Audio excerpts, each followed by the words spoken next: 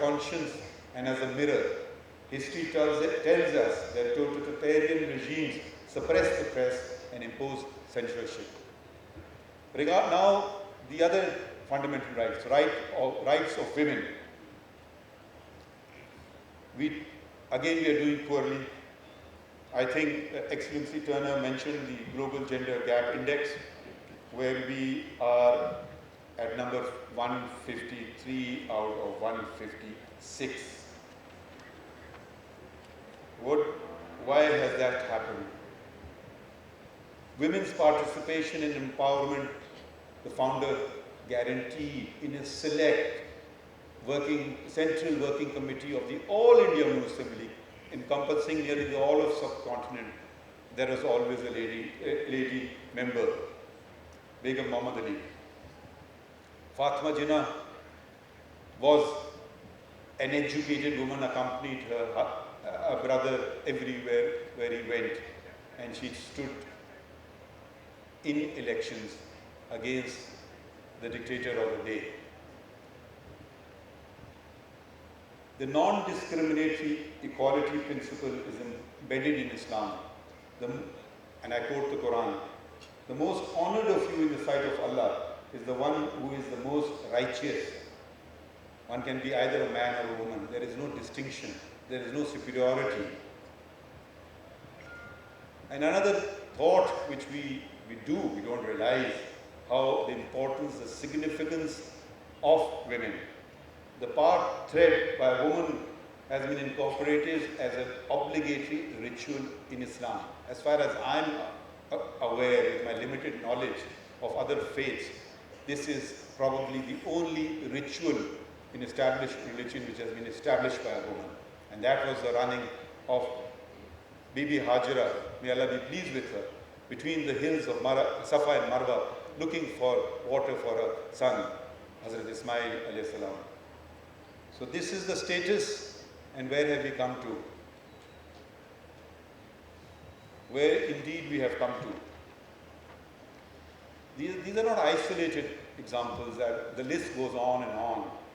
Prophets, Hazrat Khadija bint Khuwailid was a businesswoman, widowed, 40 years old, proposed to the Prophet. A young man of 25, 15 years age difference. Can we envisage this happening in today's society? She is referred to as Ummul Mu'mineen, mother of all Muslims. Does anyone emulate her example? Does anyone emulate the example of the Prophet in this regard? Or always the second wife is a younger woman? Then we have, and he did not marry during her lifetime again.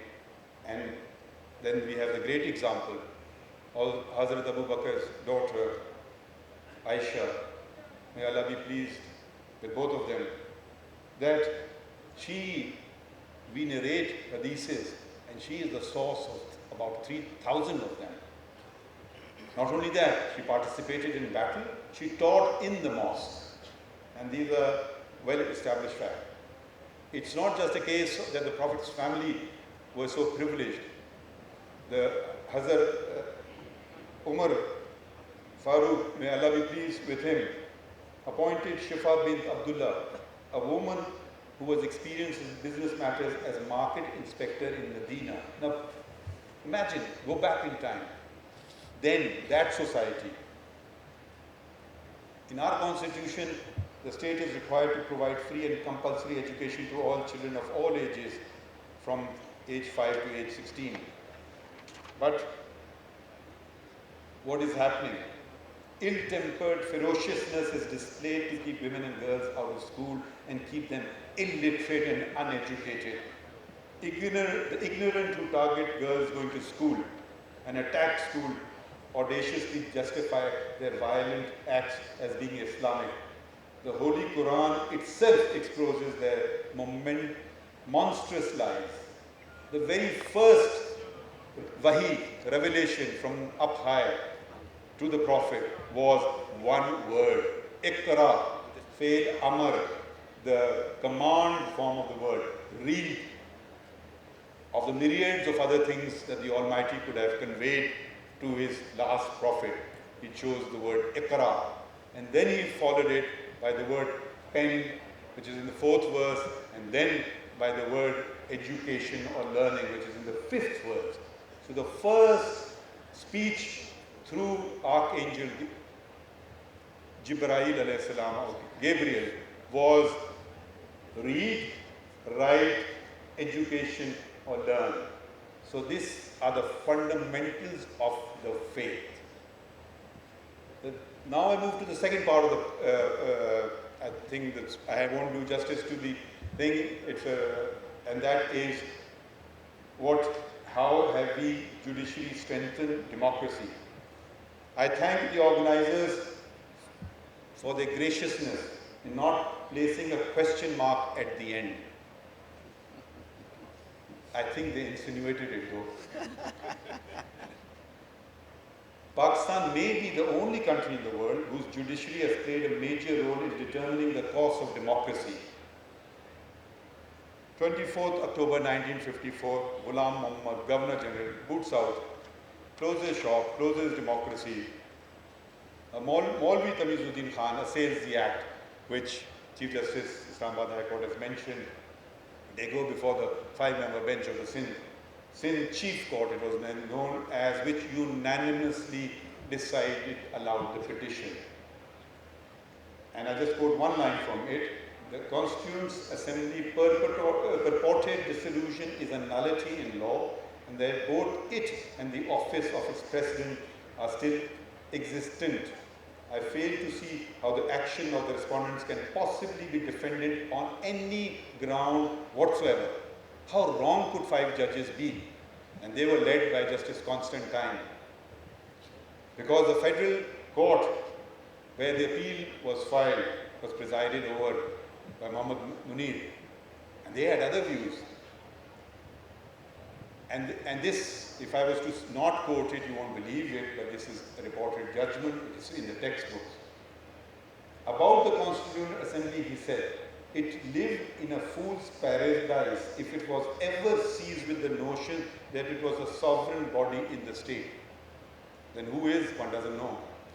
I'm quite clear in my mind that we are not concerned with the consequences, however beneficial or disastrous they may be, and brazenly disregarded the consequences. Now what hubris, what utter self-assured hubris. Then elections held, 1956, Constitution comes on 23rd of March 1956. Major General Iskandar Mirza throws it out, throws out assembly, throws out elected people, throws out elected government. And then, sadly,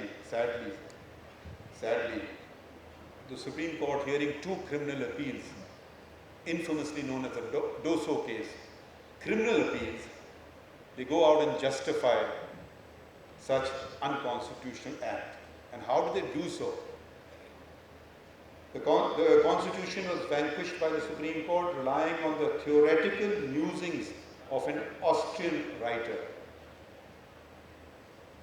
And I just quote from the judgment: a victorious revolution or a successful coup d'etat is an internationally recognized legal method of changing a constitution. These are judges who had sworn to uphold the Constitution, but they were mesmerized by the writings of Hans Kelsen and certified him to be a renowned modern jurist. Incidentally, Hans Kelsen had to leave Austria when another Austrian, Hitler, took over power. So he should have stood there and said, I stand by my words now. Then Muhammad Ayub Khan, Commander-in-Chief, he did the same act. He drafted his own constitution in the year 1962. He did not abide by his own constitution, handed it over to another General Yahya Khan. And then comes the role of this lady, who was then a young woman, Asma Jilani. She challenged the detention of her father, Malik Ghulam Jilani, and the validity of the Defense of Pakistan rules under which he was incarcerated. And there was another petition as well by Zarina Gohar challenging Altaf Hussain Gohar, the editor-in-chief of Dawn's, his detention. And what does the Supreme Court now say? They overruled Doso's judgment and said, a perfectly good country was made into a laughing stock. A country which came into being with a written constitution providing for a parliamentary form of government with distribution of state power between the executive, legislature and the judiciary was soon converted into an autocracy and eventually degenerated into military dictatorship, and the people ceased to have any share in the exercise of state powers. These are words of the Supreme Court. Next election, Zulfikar Ali Bhutto is elected as Prime Minister, and what remains of Pakistan, its western wing, becomes Pakistan, and the constitution, the present constitution, was adopted, or came into effect on 14th of August 1973. But soon we're back to square one. 5th of July 1977 comes, and General Ziaullah, the Chief of our Army Staff, seizes power. Again, the Supreme Court, and this is Supreme Court headed by Chief Justice Anwar al-Haq, quote, the declared objectives of the martial law are to create conditions suitable for the holding of free and fair elections. What irony. In terms of the 1973 Constitution, yet we know first it was 1 month, then 9 months, and then 11 years till the next elections came on non-party basis. Such a mockery was made of Islam, the misuse of the teachings of Islam was because nowhere in the Quran